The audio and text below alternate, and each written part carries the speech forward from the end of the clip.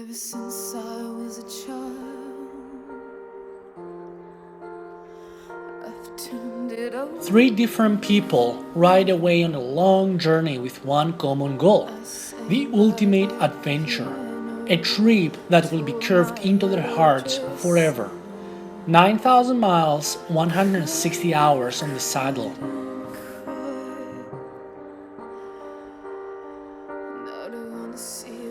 July 25th, 2014, 5 a.m.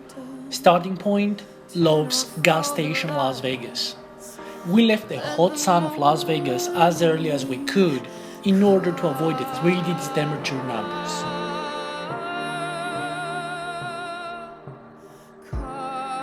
That day, we rode approximately 600 miles all the way to Ketchum, Idaho via the 93. We wanted out. We needed to get away from the Nevada heat as fast as possible.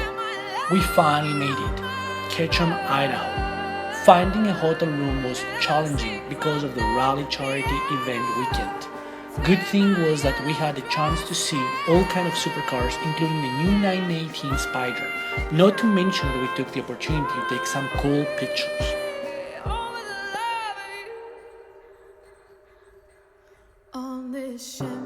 The next morning, July 26th, we departed around 7 o'clock in the morning. We took the Idaho 75 and the 93 to Missoula, Idaho. What a road! It was like a racetrack, an incredible scenic road. The Ducati as well as the Beamers were literally giving a recital on the asphalt. We all had a huge smile on our face, turn after turn, mile after mile. It was one of the best days I ever had on a saddle. The scenic 75, along with the 93, is a road that every person should pass through at least one in a lifetime, with or without a motorcycle.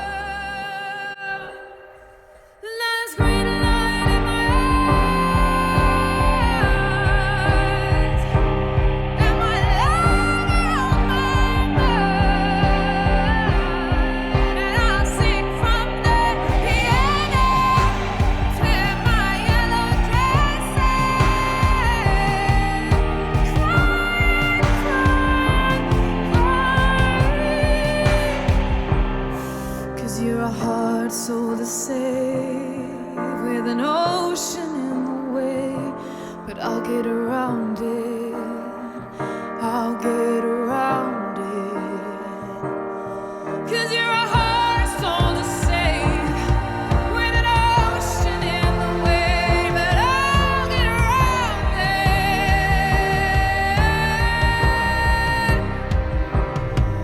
Nice green light in my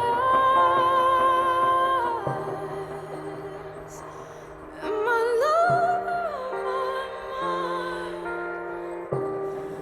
and I'll sing from that piano, tear my yellow dress and cry, cry, cry over the love that you cry, cry, cry over the love that you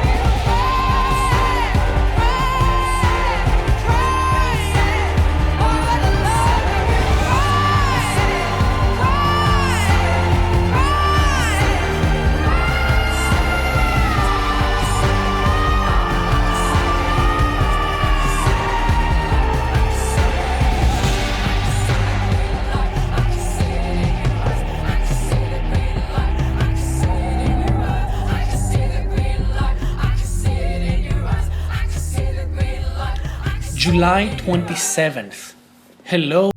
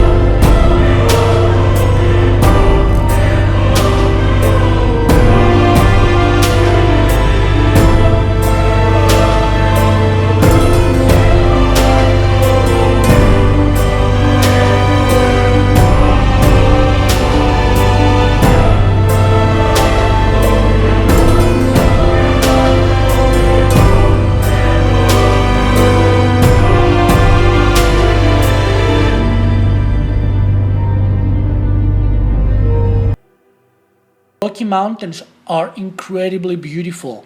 I was feeling like I was part of a magnificent painting. When we arrived at our hotel, we checked in, had a great dinner, and we went straight for a good night's sleep.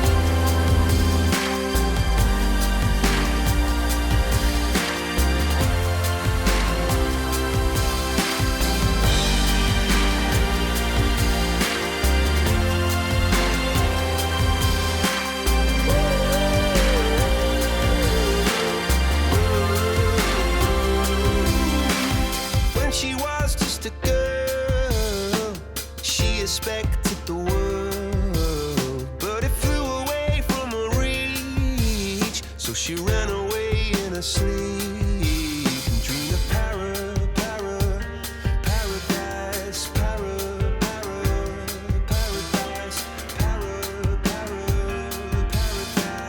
Every time she closed her eyes,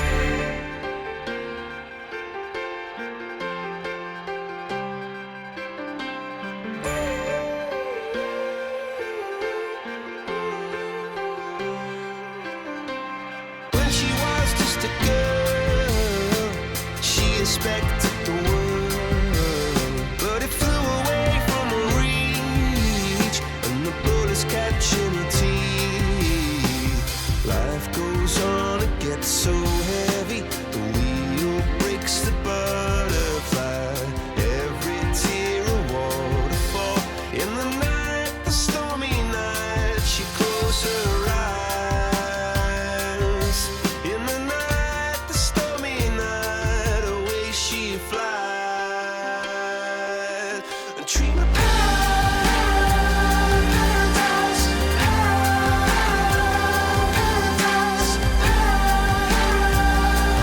paradise.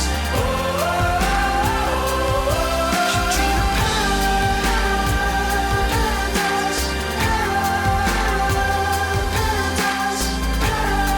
paradise.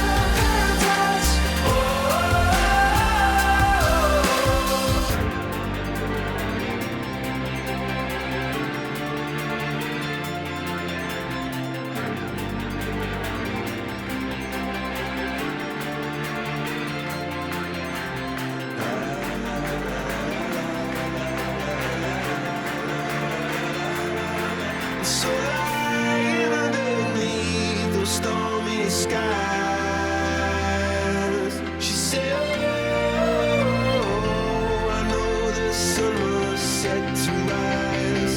This could be paradise, paradise, could be paradise. Oh, this could be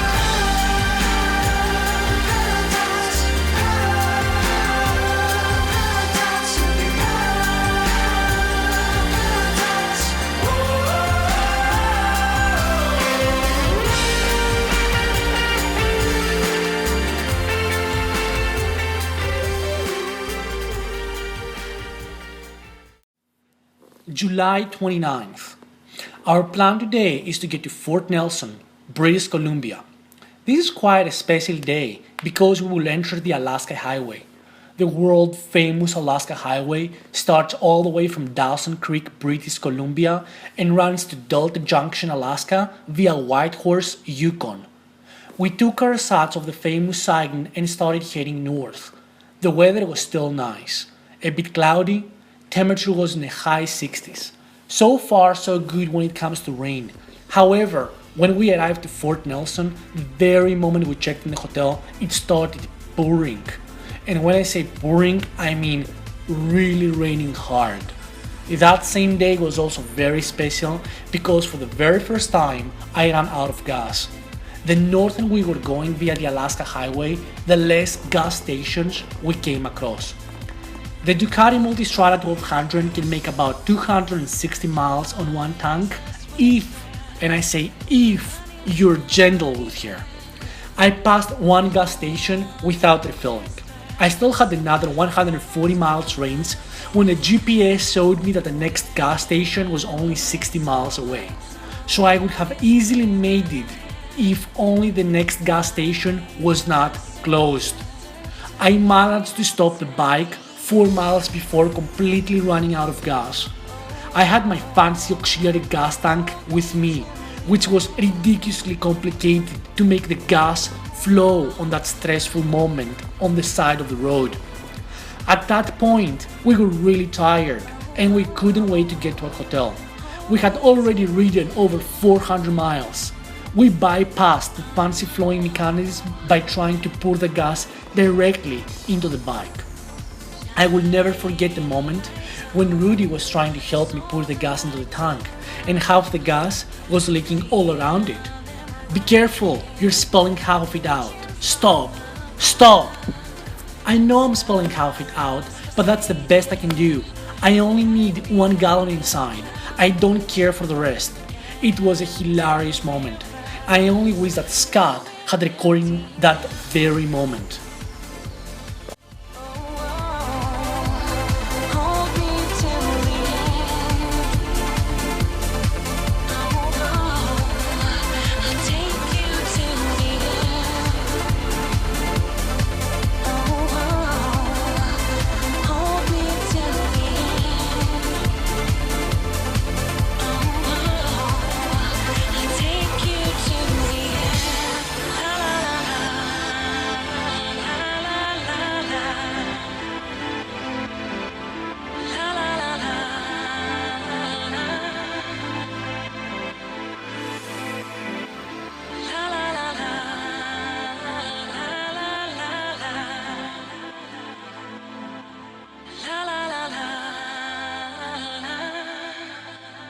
Hold me till the end.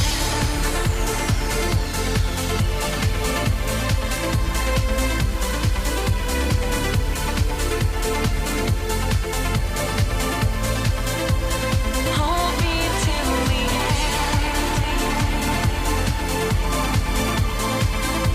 I'll take you to the end. Oh, hold me till the end.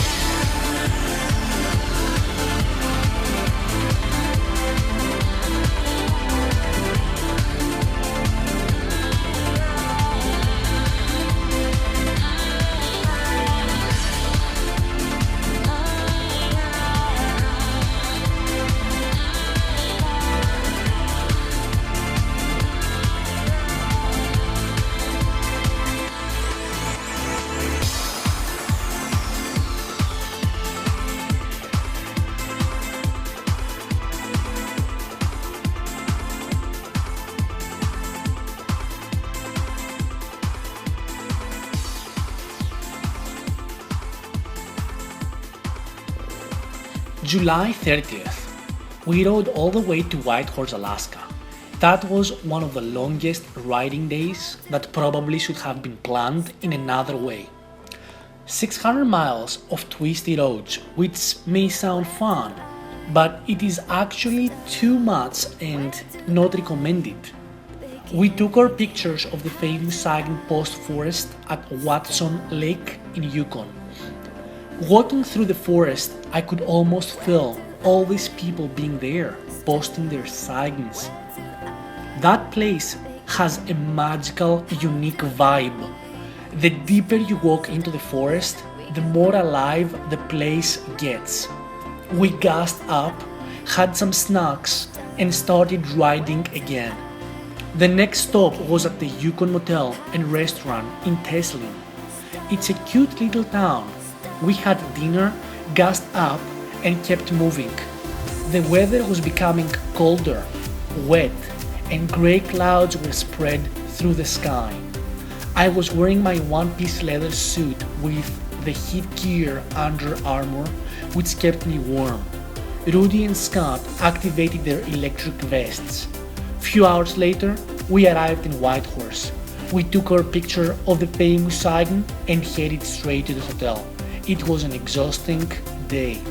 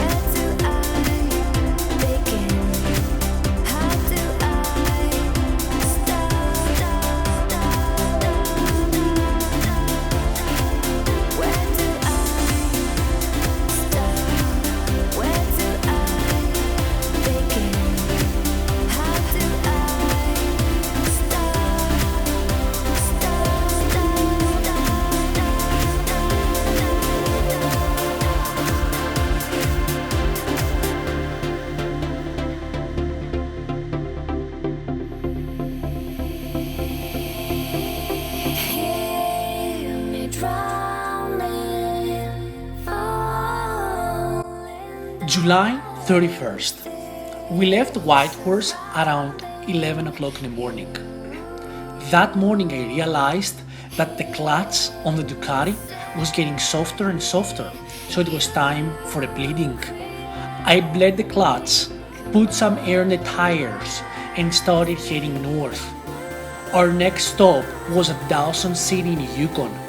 Part of the route goes along the Yukon River, which makes the ride very special.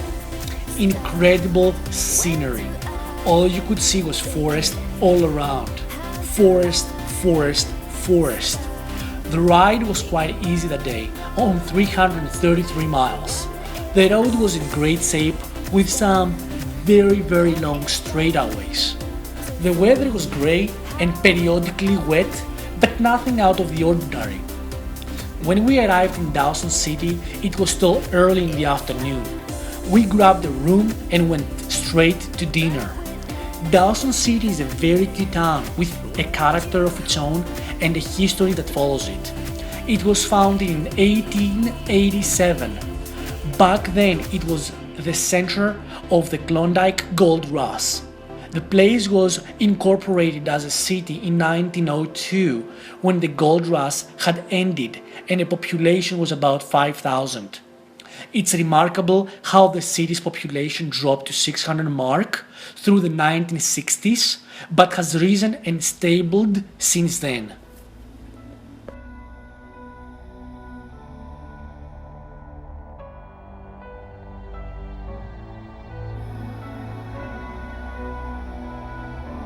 I've seen the world, done it all, had my cake now. Diamonds brilliant and brilliant now. Hot summer nights, mid-July, when you and I were forever wild. The crazy days, city lights, the way you'd play with me like a child. Will you still love me when I'm no longer young and beautiful? Will you still love me when I got nothing but my aching soul? I know you will, I know you will, I know that you will. Will you still love me when I'm no longer beautiful? I've seen the world, lit it up as my stage now. Channeling angels in the new age now. Hot summer days, rock and roll, the way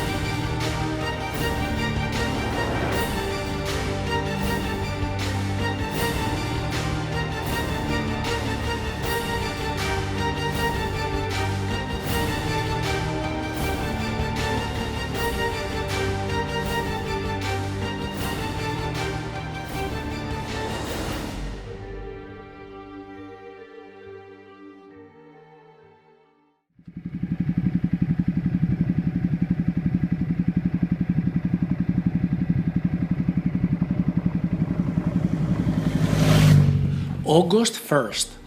The adventure starts this exact day.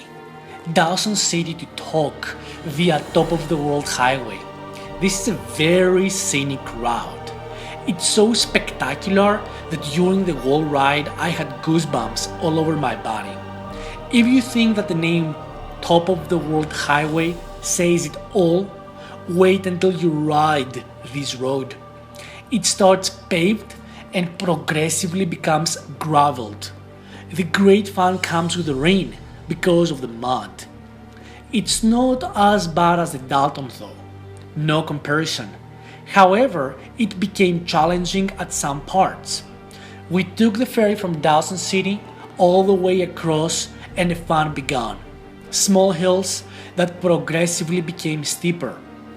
We took our time riding, stopped to take lots of pictures. This road takes you all the way to Alaska by crossing the borders from Canada into the United States. This road is like the air you've been dying to breathe. This is the road you will meet God, no matter what religion you are. This is the road that gives you the feeling that you are at the highest spot of the world. This is the road that will stimulate every feeling physically and emotionally. This is the road that will make you feel as free as you can be, a freedom that I cannot describe with words, enjoying the fresh air of that special land, crossing the borders of one great country into another, treated by the immigration officer as the hero of the day. It's an incredible feeling of a unique riding experience that there are not enough words to describe. 79 miles of the absolution. A flat tire that I got was just another cherry on the cake of the absolute riding experience. When we arrived in Tok and settled into the motel, it was time for some bike evaluation and damage control checklist, how I do call it.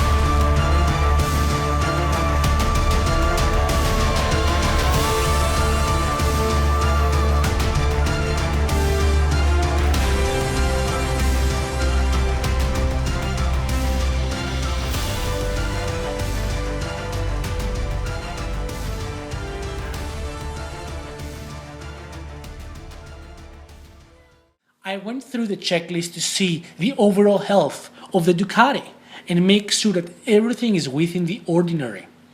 Oil level was still good, oil color looked okay, clutch and brake stiffness acceptable. Tire pads was leaking air very slowly, maybe 1 psi every 4 hours. Lights okay, chain not okay. My chain started getting stretched all the way from Grand Prix, but the last 100 miles off-road really took a toll on it. It had really stretched and I had to make a chain adjustment. For people who don't know, I'm really not a mechanic and my skills are very basic. Thanks to our online motorcycle community, I did a very accurate chain adjustment. Ducati gives you all the necessary tools for such a job, and so I had it done in about 40 minutes. I hope we didn't screw up a $25,000 motorcycle. I do agree with you, but to the point, today we fixed the tire and we did a chain adjustment on the Multistrada 1200. He's using "we" loosely. If there's an accident, don't sue me. It was him. I'm just the cameraman. But I think it should be fine, and we have a tire change tomorrow, and we're gonna continue our adventure. This is Alex's learning process. August 2nd. Next stop of our adventure, Fairbanks, Alaska. That day we took it easy and only rode about 200 miles. Ride was fairly easy and short compared to some previous days, but was also very rainy. My red-haired lady was in need of a new rear tire. The old Michelin had over 8,000 miles on it, with one patch that was leaking air. We did a pit stop at Don's Armstrong garage in Fairbanks. We had the tire changed in about 45 minutes. He was working on the multi with his eyes closed.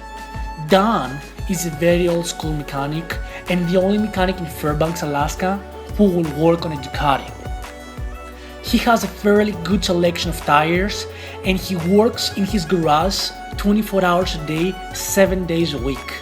Isn't it amazing?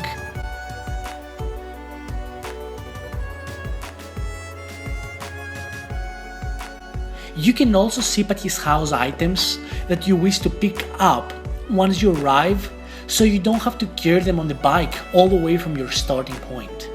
But remember, as I said, Dan is a very old school and a little bit strict with his policy. He will not do any work on Hondas or Harleys. And when I told him, "Yeah right, you're joking," with a small, sarcastic smile on my face, he approached me and showed me his very serious face. "Do I look like I'm joking, young man?" he said. My bike was still without a wheel, so I just went with the flow. Don't mess with Dan. His prices are also very fair in my opinion. I only paid $295 for the rear tire and his work. Scott changed both tires on his BMW and then we went for dinner. While we were waiting for the tires to be changed, we met two guys who just came back from Prudhoe Bay. We asked them how it was and they shared their experience with us. It's very important to know how many people we met during this trip.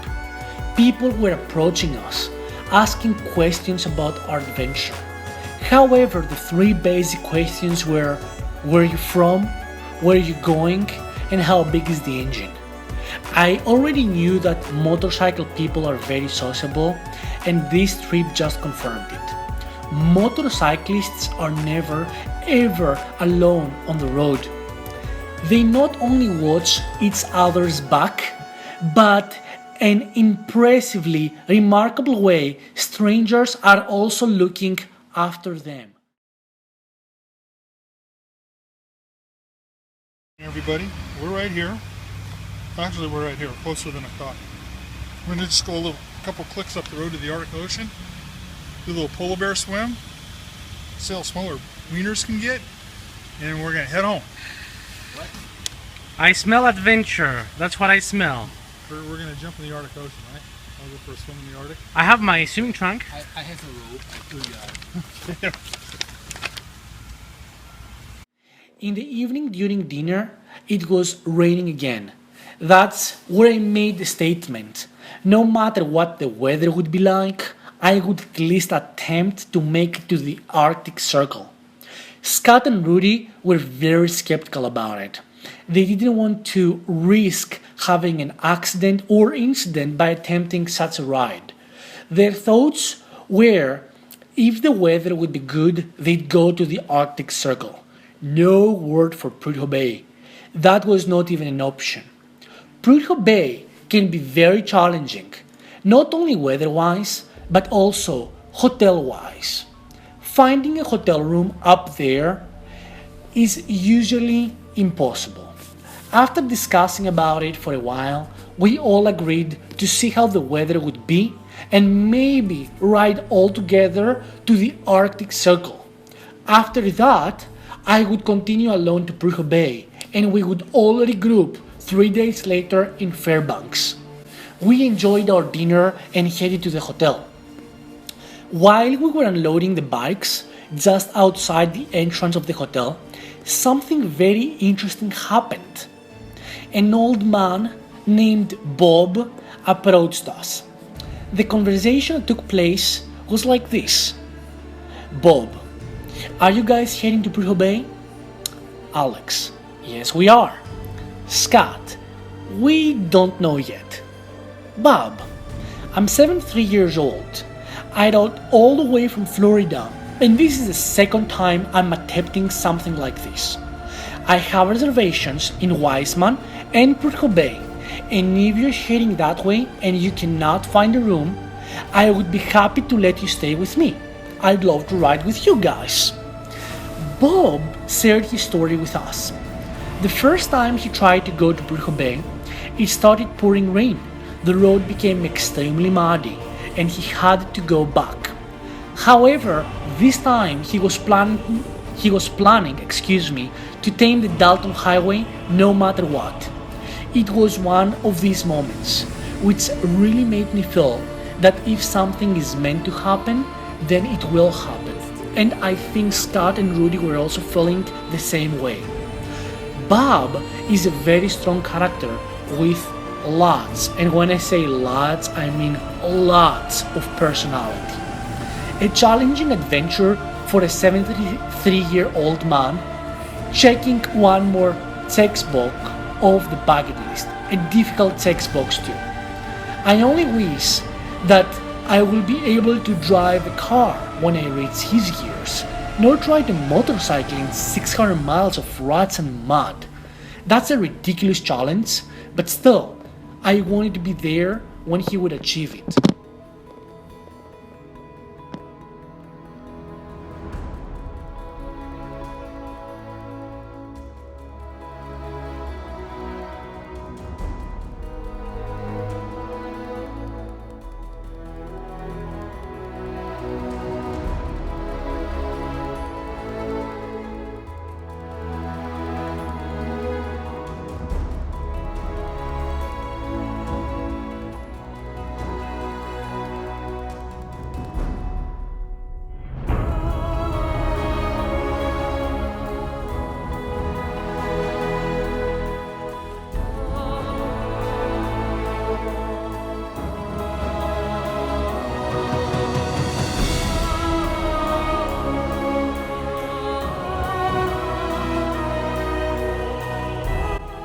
August 3rd, Rudy was in, Scott was in.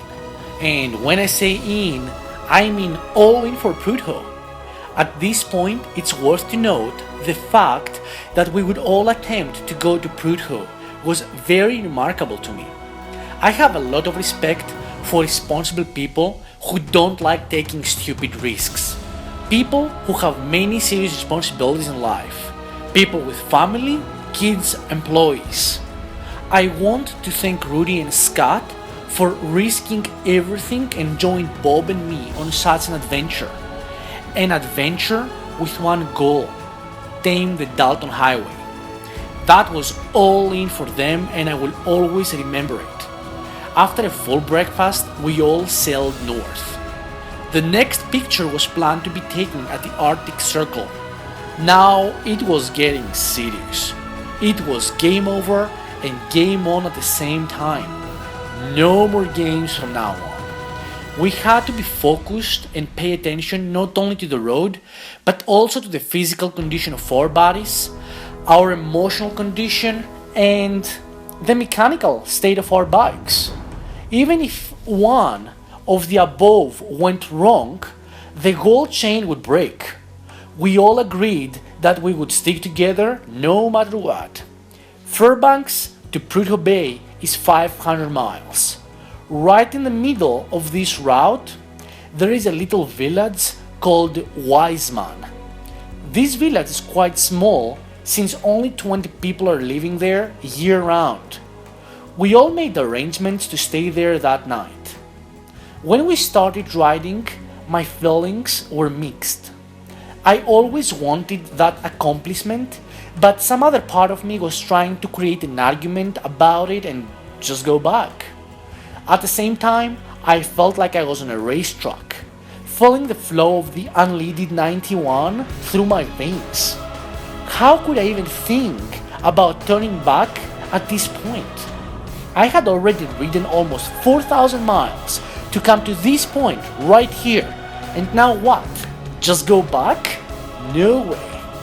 I could almost feel every little rock of the road through the suspension entering into my body. I was feeling every part of the Ducati like it was part of me. I would even feel rock and roll every rut and mud. It was the first time I felt so connected to the bike. Maybe it was because I already knew what was ahead and what we had left behind. It took us about 4 hours to arrive to the Arctic Circle, but only felt like 4 minutes. Maybe it took us 3 hours. All I know is that GPS said 5 hours, and we were there way before that. At this part of the trip, it was nearly impossible to focus on anything else than ride. Documenting was not even an option. It all came so naturally and everything seemed to fall into place.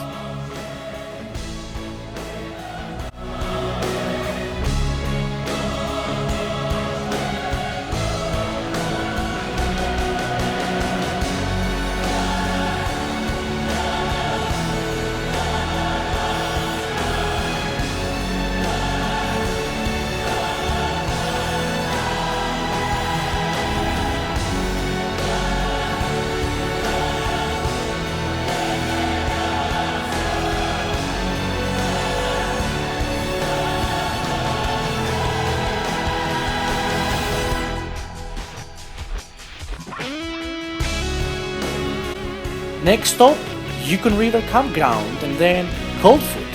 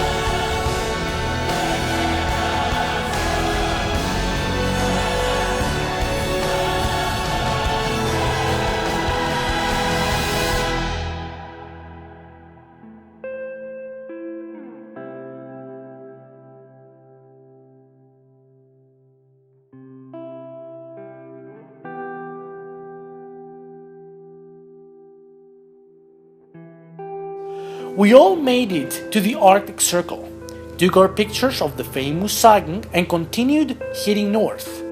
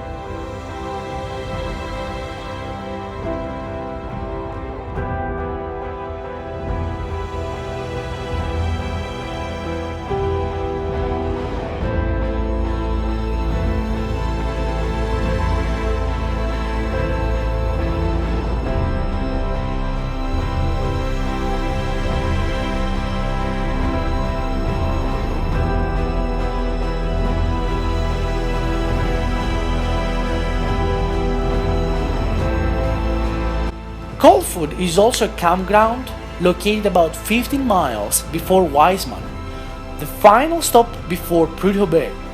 All I know is that we all made it there safe, stopped for gas and some food. People were very welcoming and friendly. Food was good too. We're here in Coldfoot. We just bought some gas and we're heading to... Where are we heading, Bob? Wiseman. We're heading to Wiseman. Our friend Bob here, he got a cabin for all of us, so we're gonna see how that will go. I'm gonna sleep on the floor. I'm gonna set camp in the room. There are 4 beds. There are 4 beds and my tent. So and there is no food over there, so we're trying to decide what to do with that. And I got my sandwich. Rudy's not hungry, and we're gonna have some coffee. And tomorrow, I believe we're heading to Prudhoe, so everything looks promising. There is the hotel. I think it's 199 Bones sinking like stone is all that we fall for. Homes, places we've grown, all of us are done for. Later, we arrived at Wiseman. The cabin we stayed in was extremely warm and cozy. It really felt like home, miles away from home. The owner of the cabin is a German man who welcomed us and made us feel like part of his family. This is a place I would highly recommend to someone to visit sometime in March. One of the best views to observe the northern lights is Wiseman. We all had a very good and deep sleep that night.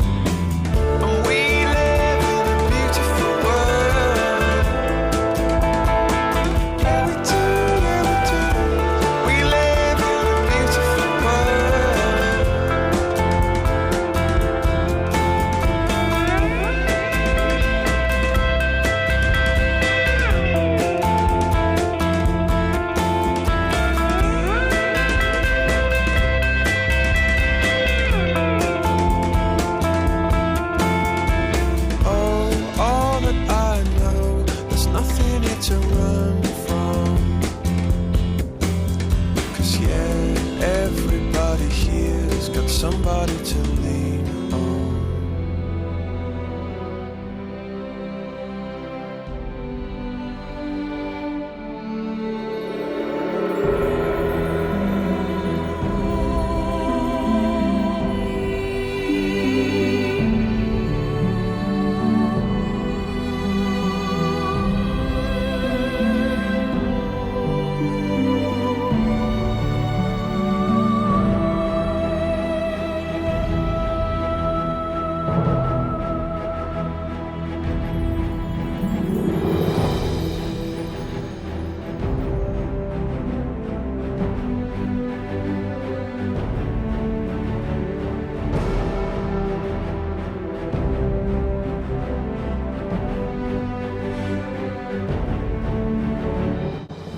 August 4th. This is the day that we would try to tame the Dalton highway and attempt to make it to Prudhoe Bay. That morning, everything was within the ordinary.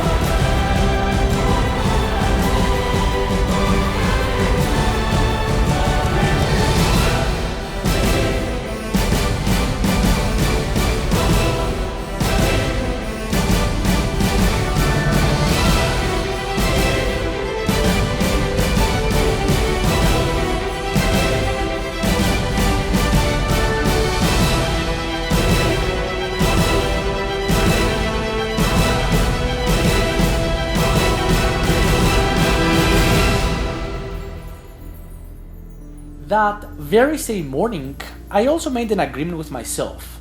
No matter what happened, I would enjoy it regardless of the aftermath. That was a very important deal for me, which kind of put me back in place and totally relaxed me. We all had breakfast, I adjusted my bike's chain and started heading north again.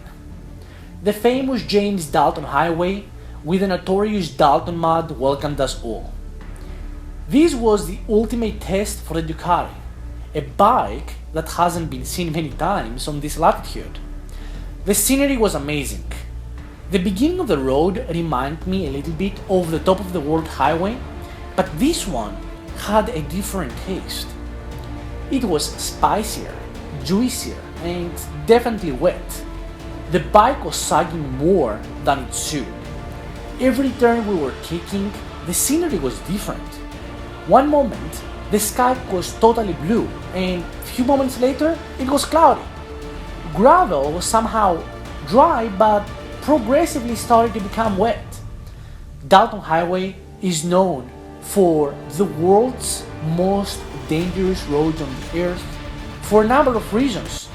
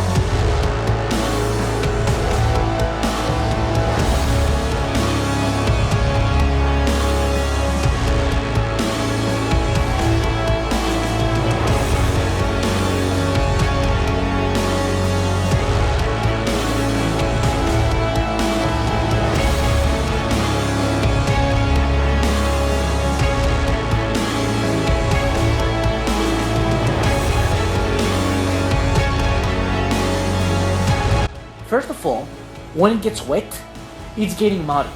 So muddy that it can be challenging for four wheels, not just two.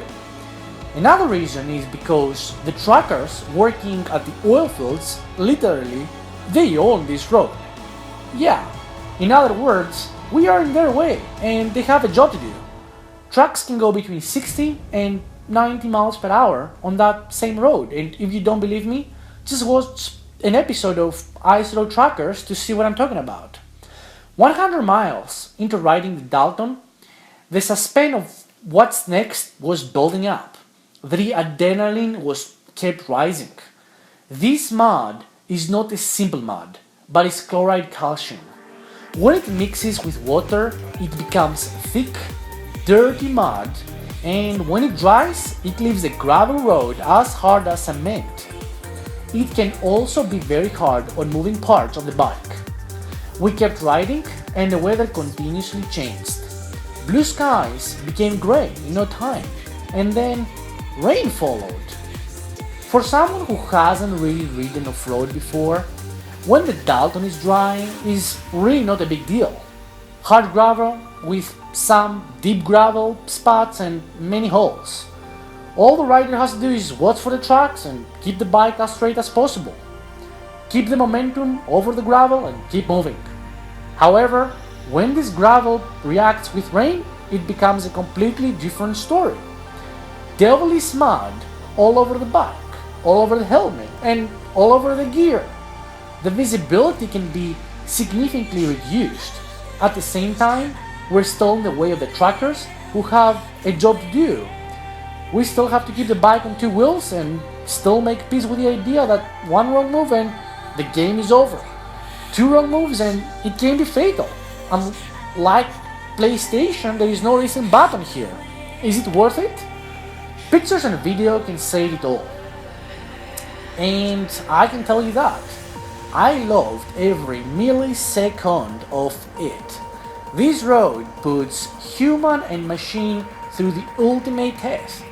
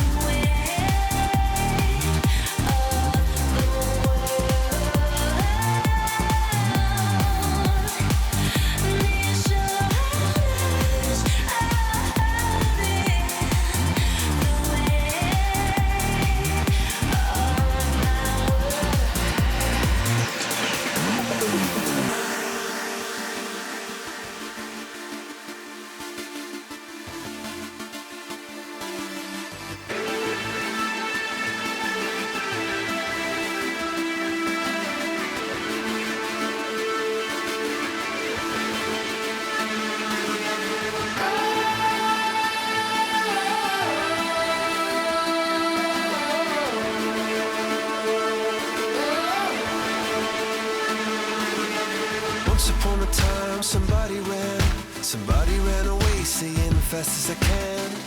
I got to go, I got to go. Once upon a time we fell apart. You're holding in your hands the two halves of my heart.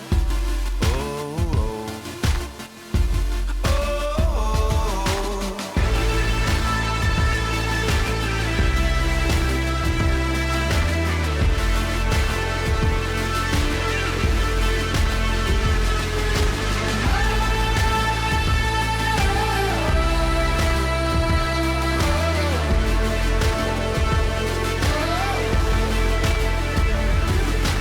Once upon a time we burned bright. Now all we ever seem to do is fight. On and on. And on and on and on. Once upon a time on the same side. Once upon a time on the same side in the same game. Now why'd you have to go? After a long and exhausting day, we finally made it. I could see the pride of the achievement on everybody's face, and I really did feel the absolute satisfaction. But it was not over yet. The Dalton hadn't really showed us its real face, since it was not as wet as it could get. That same night, we checked in at Prudhoe Bay Hotel and headed for dinner.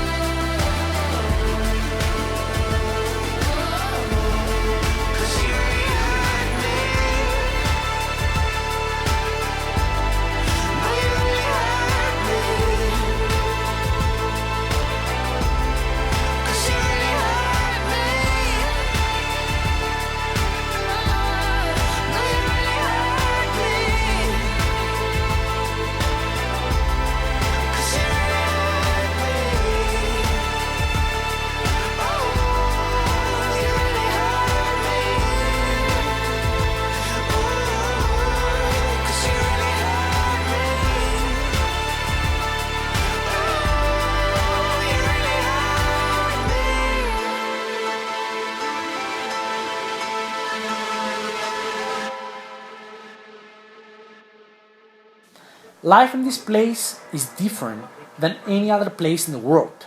First of all, I have to give all the respect I can and say a big bravo to all workers employed at this place.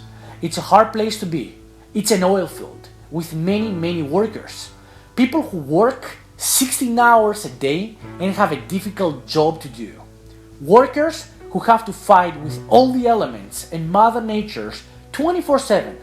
Workers whose work is deeply appreciated because all you can see in this place is just mud, oil fields, mobile containers.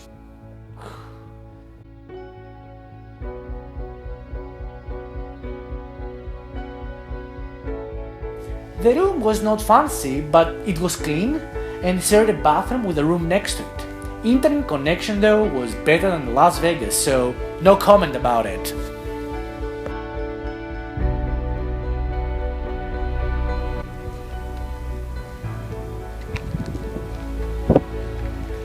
So where are we, Bob?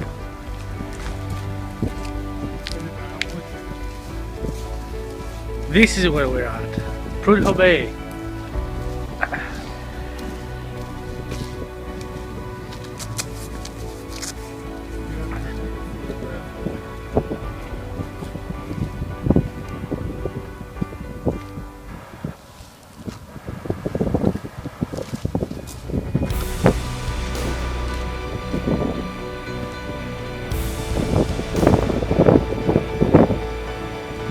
It's not gonna come good because of the sun.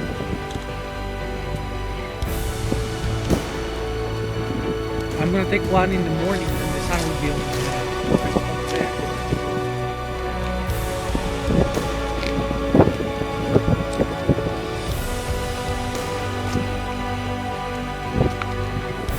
What a place.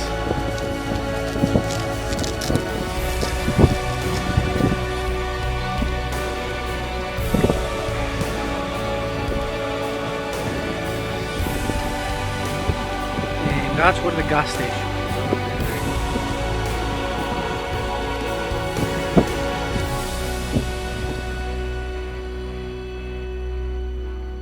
In Prudhoe Bay, and we're gonna use the left pump where it says unleaded, so we don't have any surprises with the Ducati. And it's pump number 6, and this is how this is going to work. So here is Bob, and Take your credit card. take your credit card. Open this slot. Face card goes in like this. Very nice. Enter pump number 6. Enter. Processing. Very nice. I can hear the pump. Pump is on. There you go.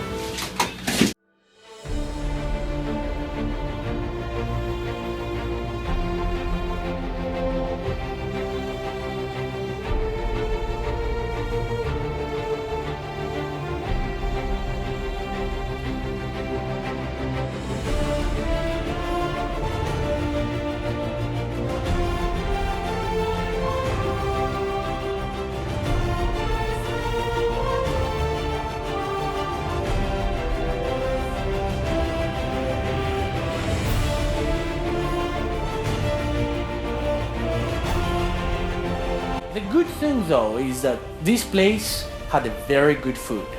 Everybody told us that Prudhoe Bay has great food and we had a hard time believing it. It was absolutely true. If you're a guest in this hotel, you can visit the buffet as many times as you can or want during your stay. The buffet has very good food, all kinds of beverages, fruits, desserts. You're even allowed to take food to go with you.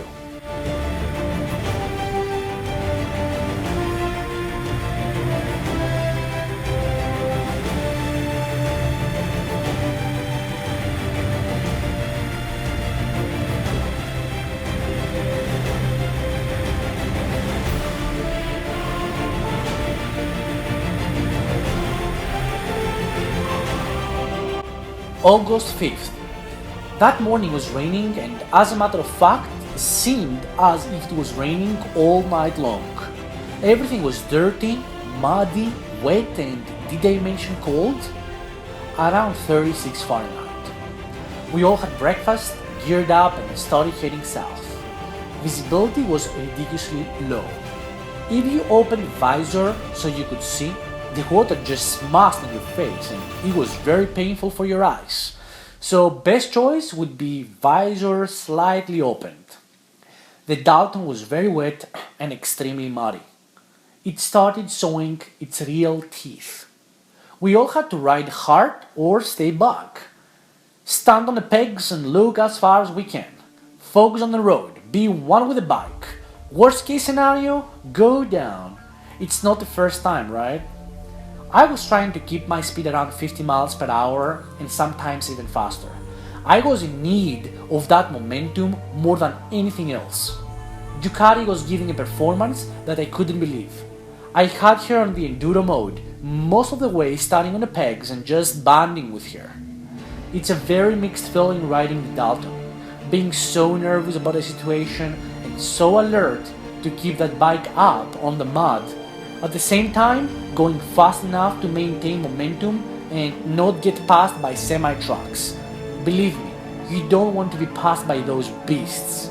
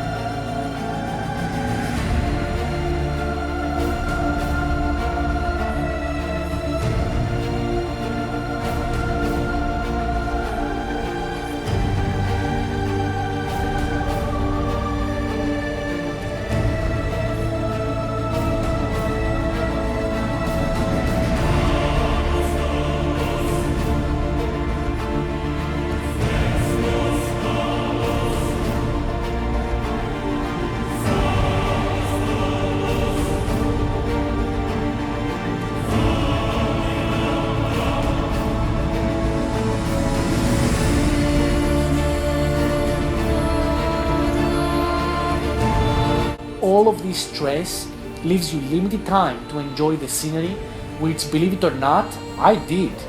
I stopped as often as I could to capture as many magical moments as possible.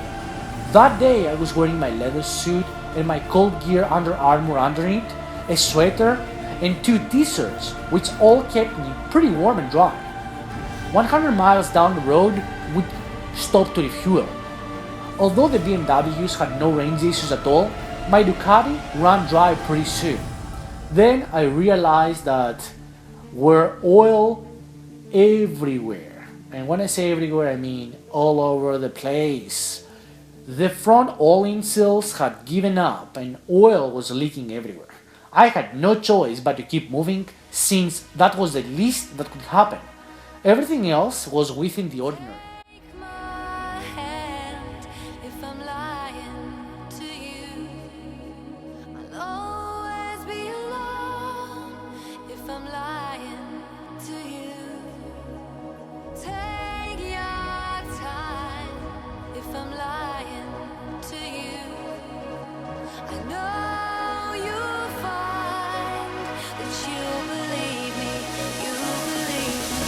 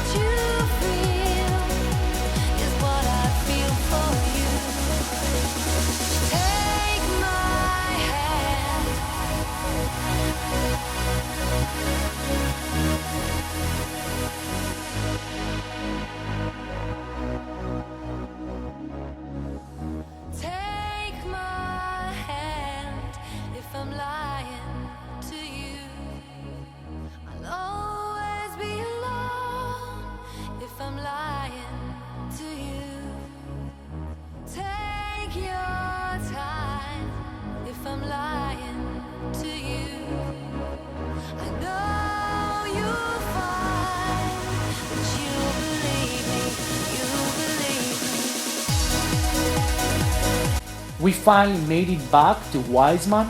We took a hot shower and camped. That time we only found one room with 2 beds.